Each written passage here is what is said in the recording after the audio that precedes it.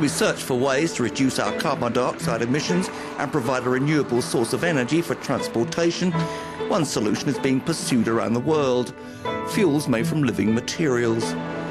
Advocates say that while burning these fuels in cars and trucks, only the CO2 originally absorbed by the plants they come from is released back into the atmosphere. No additional CO2 is released, they say, which is not the case with fossil fuels. But many are concerned at the prospect of forests being cleared for agriculture and cropland being diverted from growing food to producing plants for fuel. Meanwhile, global biofuel production continues to increase, and many nations are making bioethanol and biodiesel a significant part of their energy mix. To help us through this maze of information, Euronews talked to Dr. Jeremy Woods, a renowned expert on bioenergy and a lecturer in biofuels at Imperial College London. We met Jeremy Woods at the British sugar factory in Wissington, Norfolk, where sugar beet is processed into sugar and bioethanol. It seems very simple.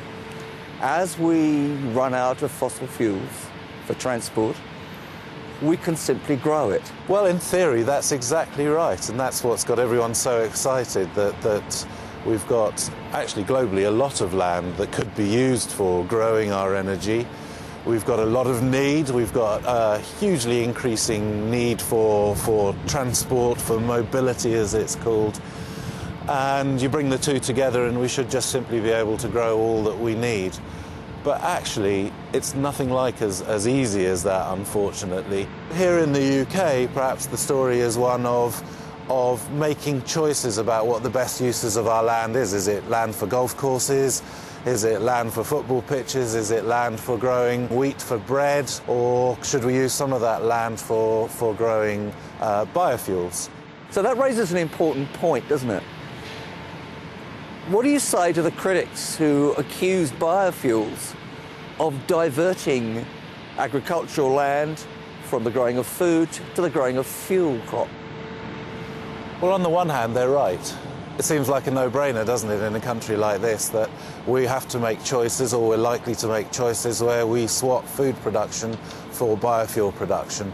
And when we do that, perhaps somewhere else in the world is going to have to grow that food, and poor people around the world are not going to be able to buy that food because the price of food has gone up. So the background of this food versus fuel crisis, as blew up last year, might be one where biofuels increase the price of food. That increases the value of food for farmers in developing countries. They're able to grow more. There's more land available there with a better climate. Or it might be one that says, actually, the farmers in the West are the ones able to take most advantage of the increasing prices of food. There's a concern, particularly in the third world, that because there's money in biofuels, that farmers perhaps will be encouraged to clear forested land for the growth of fuel crops. It's very difficult to pinpoint causality for deforestation, and it's also very difficult to find equitable solutions for how those forests are likely to be used. So on the one hand, we know that if we're not to have a really damaging impact on the world's climates, it's very important to protect the world's old-growth forests. On the other hand, the people who live in and use those forests have a right to develop. It seems to me that the reality is that we have biofuels now. We're blending them with conventional fossil fuels. How do we control their development so that we make the best use of them and also minimise the impact on the environment?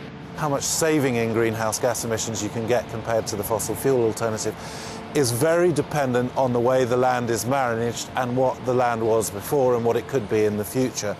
So we know that there are real site specificity to this discussion, and that policy, national, regional, global policy, needs to understand that and build the control mechanisms that understand those issues.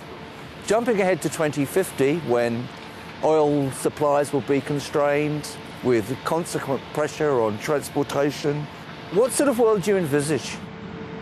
There are enormous pressures ahead in that world of 2050, a world of 9 billion people, rising from the 6 billion people we have, and a world of 9 billion people that have the kind of aspirations that we in the West have and expect. We know that that world of 2050 won't simply have petrol and diesel on garage forecourts.